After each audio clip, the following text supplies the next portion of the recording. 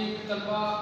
اساتذہ جتنے بھی یہ سفید کورس طبقے سے تعلق رکھتے ہیں، اور ان تمام کا جو وہ اساتذہ جو اپنا ذریعہ معاش جن کا صرف ٹیچنگ ہی تھا وہ اس وقت پس چکے ہیں. اور میں نے کئی ایسے اساتذہ بھی دیکھے ہیں جو ہمارے ارد گرد ہمیں نظر آ رہے ہیں کہ وہ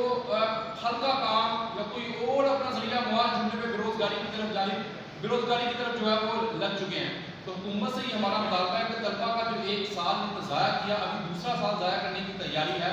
اگر پاکستان کا یا پوری دنیا کا اس سے ہٹ کر دورہ کیا جائے تو انہوں نے سب سے پہلے اپنے تعلیمی نظام کو اپنے SMBs کے تحت کھولا، لیکن اگر پاکستان میں دیکھا جائے تو تعلیم کی حالت جو ہے وہ زار ہی ہمیں دکھنے میں ملی. ملک کا سب سے بڑا یہ سفید پوش طبقہ ہے، لہٰذا حکومت نے جو تعلیم دشمن بجٹ جو تعلیم پورٹل کے لیے